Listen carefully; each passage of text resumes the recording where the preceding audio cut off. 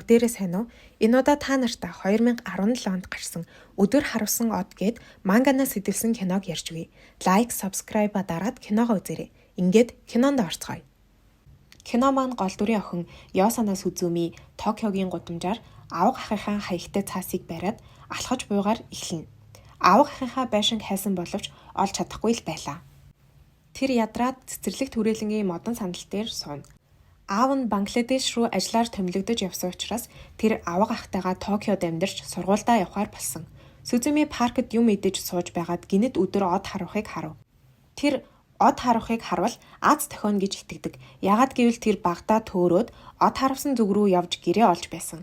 Од харавсны дараа Сүзүми гинэд тухайн алдаад яг унаж байтал нэг залуу түүнийг гар дээрээ тосч авав.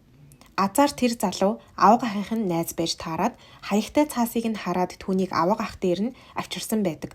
Сүзүми нүдэ нээтэл нөгөө царайлаг залуу Сацуки түүний өөдөөс харж байв. Тэгээд Ючики авга ах нь Сүзүмигээс уушлалт гуйгаад амттай хоол бэлдсэн гэдгээ хэлдэг. Ах нь Сацукиг Сүзүмиг аварсан хүн, бас сургуулийнх нь багш гэж хэлв. Маргааш нь Сүзүми шинэ сургуульдаа урт өвпөгтэй дүрм товцоо өмсөөд очтол хүүхдүүд түүнийг дээр үеийн стилтэй гэж шоолдог. Гинэт ардаас нь Сацуки шин сурагчид бүгд багш нарын өрөөнд ирж уулзах ёстой гэж хэлв. Сүзүми багшигаа хараад тийм ч их цочирдоогүй ч Сацуки ангийнх нь багш байдаг. Сүзүми ангидаа орж өөрийгөө танилцуулаад нэг ичимхий Дайки гэдэг хүүгийн хажууд суудалд хуваарлагдаж суув. Сүзүми номгүй болохоор Дайкигаас номоо хувааж хэрэглэж болох уу гэд ширээг нь нийлүүлээд санаандгүй Дайкигийн гарт нь хурцчихдаг. Дайки гяс гараа татаад Сүзүмигээс холдчихв. Эндээс Дайкиг огтод хүрэх дургүй гэдгийг харж болно. Цайны цагаар Сүзүми ангийнхандаа анигдаад дээвэр рүү ганцаараа хоолоо идэхээр явахдаа ахлах ангид найзтай болох хэцүү гэдгийг ойлгоно. Гинэт Сацуки ирээд түүнийг шинэ найзуудтай болж чадсангүй юу гэж шоолдог. Тэгээд эхний алхмыг чи өөрөө хийж ангийнхантайгаа яриа өдөж найз болъё гэж асуу гэж зөвлөгөө өгөв. Сүзүми зөвлөгөөг нь дагахаар болоод гэртээ харахаар үүдэнд очтол Дайки байхаар нь Дайкид номоо зээлүүлсэнд баярлаа гэхэд Дайки тоодоггүй. Сүзүми гинэт гараас нь барьж автал тэрний хацар нь улааж гараа татаж авснаа Сүзүмид өөрөөс нь хол бай гэж хэлв. Энийг харсан Сүзүми түүнийг эмэгтэй хүнтэй хүрэлцгээд асуудалтай гэдгийг нь мэдээд нууцыг чинь хүнд ч хэлэхгүй бай. Хоёлаа найзлая гэдэг. Дайки ихэндээ дургуутсан ч түүний саналыг хүлээж аваад тэр хоёр найзууд болдог. Маргааш нь тэр хоёр ангид хамтдаа орж ирэхэд бүгд Дайкиг охинтой ярьж байгааг хараад гайхацгаана. Ангийнх нь хэдэн хүүхэд ирээд группт нэгтгийг санал болгодог. Тэгээд Сүзүми Дайкиг хамт энэ группт илсээл даа гэв.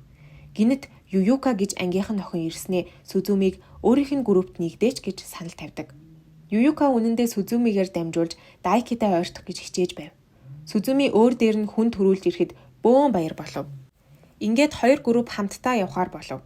Үзэгдэл шилжихэд ангаараа аялалд яваад загас барьж байтал Сүзүми маш сайн барьж их загас бартал бүгд гайхширна. Ююка Сүзүми Дайки хоёрыг дотносож байгааг хараад атаархаж байлаа. Тэгээд Сүзүмид ойгоос мод түүй гэж хэлв. Сүзүми уурга орхиод ой руу явв. Ганцаараа ой руу явахыг нь Дайки хараад түүний араас явлаа. Сацуки багш ирээд хүүхдүүдийг загасчлахаа болио. Юмнуудаа хураагаад буцъя. Цаг агаар муудаж байна гэв. Сүзүми гал түлэх мод хайж байгаад гинэт төөрснөө мэддэг. Тэгтэл Дайки ард нь гарч ирээд тэр хоёр хоёулаа хаана байгаагаа мэдэхгүй байлаа. Гинэт бороо орж Сүзүми даарч тэр хоёр модон сүдрвчэнд ор бороо зогсохыг хүлээнгээ хин нэгэ ирэх байх гэж итгэнэ.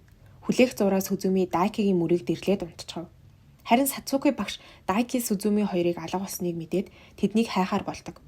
Бороо зогсож Дайки Сүзүмиг үүрэх гэж оролдтол Сацуки тэднийг олж ирэхэд Сүзүми Сацукиг өөрт нь анхаарал тавьж байгааг хараад улам илүү татагдж сайн болдог. Дайки тэр хоёрыг их дотн байгааг хараад гайхав. Маргааш нь Сүзүми Ююкатай уулзаад яагаад ганцаарнг нь ой руу явуулсныг асуухад хорон санаатай Ююка бурууга хүлээн зөвшөөрсөн хэрнээ Сүзүмиг дорд үздэг. Сүзүмигийн уур нь хүрээд тэрнийг алгатахад Ююка Сүзүмиг түлхээд шалан дээр унгав. Яг тэр үед Дайки найзуудтайгаа орж ирээд Сүзүмигээс та хоёр муудалсан юм уу гэж асуув. Сүзүми гинэт босоод Ююкаг хүзүүдэж авснаа барилдаан бэлдэж байсан гэв. Дараа нь Ююка Сүзүмигээс муухай зан гаргасандаа уучлалт гуйгаад найз бай гэв. Сүзүми найзтай болсондоо баяртай байлаа. Тэр өдрөөс хойш дандаа хамтдаа байдаг болов. Нэг өдөр Ююка Сүзүмигийн нүрийг нь бодож өгөхөд Сүзүми ангиасаа утсаа авч байтал багш нь ороод ирдэг. Сүзүми бодогтой царайнаасаа ичээд хөшгөний цаагуур нуугттал Сацуки түүнийг анзаараад Хүшгийг нэнгүүтээ царайг нь хараад ховстуулах шахав. Сүзүми ичсэндээ гараад гүхтээ Дайкитэй таарахад Дайки хөөрхөн болсныг нь гайхан ширтэв. Дараа нь Сацуки Сүзүмигийн ахынд нэрж түүнтэй хамт дэлгүүр хэсэж тоглоом тоглож цагийг хөгжилтэй өнгөрөв. Сүзүми өдөр харавсан одонд итгэдэг гэдгээ хэлв. Энэ дүр зураг Сүзүмиг Сацукид сайн гэдгийг нь илтгэж байлаа. Тэр Сацукийг сургууль дээр байхдаа ширтдэг болов. Нэг өдөр Дайки Сүзүмиг хараад түүн рүү ойртоод юу ч хэлэлгүй зүгээр л хацар дээр нь үсчээд ичээд явчихв. Зул сарын баяраар Сүзүми Ююкад Сацуки багшид сайн гэдгээ хэлдэг. Ююка түүнийг хайраа илчил зул сар хам тэмдэглэе гэж хэлгээд мессеж явуулдаг. Сацуки хариуд нь завгүй гэж хэлнэ.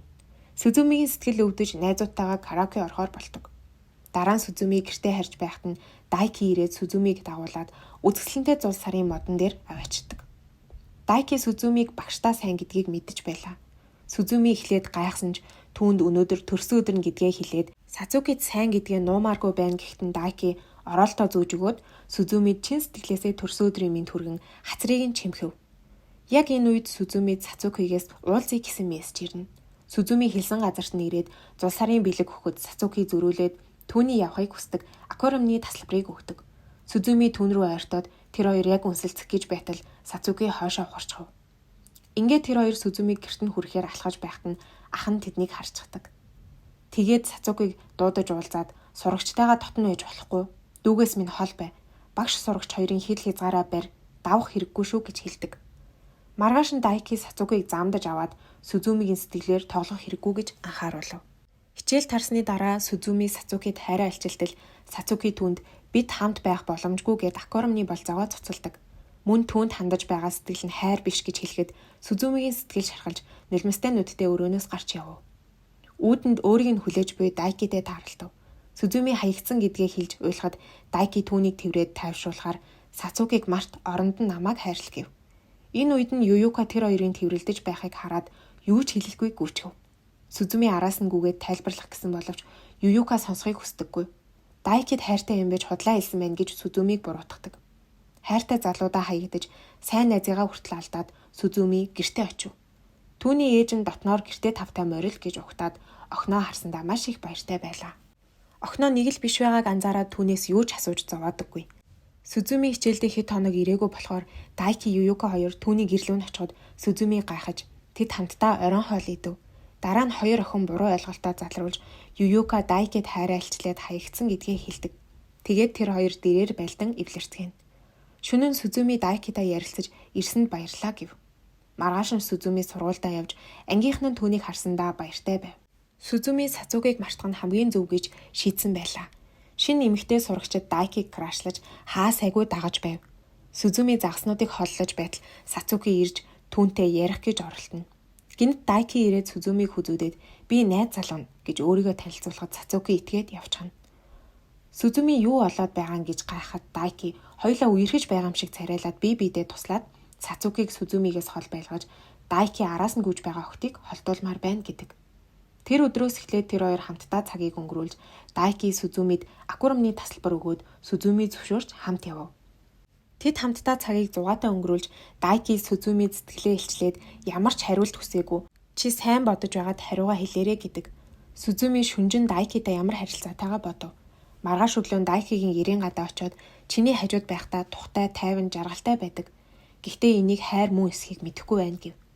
Дайки ийм эргэлзсэн хариулт сонссон ч баяртайгаар хүлээн авлаа. Сургууль дээр Дайки гүйлтийн уралдааны бэлтгэл хийж байв. Сүзүми ангидаа юм ойж байхад нь Сацуки ирээд түүнийг ардаас нь тэрч авахд Сүзүми сандраад зүгтчихна. Үзэгдэл шилжиж тэмцээний өдөр болж Сацуки уралдахад бэлдэж байв. Сүзүми Дайкиг дуудаад өөрийн ойсон толгоон кистийг бэлгэлэхэд Дайки заавал төрүүлнэ гэж амлав. Дайки амлсандаа хурч төрүүлэхэд Сүзүми Сацукиэрээ ширсэн хിവэр байлаа. Маргааш нь Сүзүми Сацукиг хосолд ороод эмнэлэгт байгаа гэдгийг сонсоод санаан зовж Дайкитай уулзаад нөхцөл байдлыг тайлбарлав. Тэгээд эмнэлэгт очиж түүнийг иргэн гэхэд Дайки Сүзүмиг багштаа сайн хിവэрэ гэдгийг мэднэ. Чи очиж болно. Зүгээрээ гэв. Сүзүми эмнэлэгт очиод Сацукитай таарлахад Сацуки зөв зүгээр байдаг. Сацуки түүнээс татгалзсандаа ууршлалт гуйж яагаад татгалзсан шалтгаанаа хэлээд Сүзүмид сэтгэлээ илчилдэг. Сүзүми түүнээс ууршлалт гуйгаад эмнэлэг рүү ирж байхдаа чухал хүн нь Сацукиг биш гэдгийг ойлгосон. Өөр хүн сэтгэлтэй гэдгээ хэлв. Дайки цэцэрлэгт ганцаараа зогсож байснаа Сүзүмигийн хоолойг сонсоод тэр төсөөлөлтөй хоолойг нь сонсоод байна гэж бодов. Гэхдээ Сүзүмиг гүйж ирээд түүнийг дарж унгаад Дайкид хандан миний бодолд үргэлж чи орж ирээд байсан. Миний сайн хүн бол чи гэд би чамд хайртай гэхэд Дайки түүнийг үсээд кино маань аз жаргалтайгаар дуусна. 2 дугаар гол дүрийн залуутай нийлсэн ховор тохиолдолтой кино байгааз. Бичлэгтэй минь хамт байсанд баярлалаа. Дараагийн бичлэгээр уулзцгаая.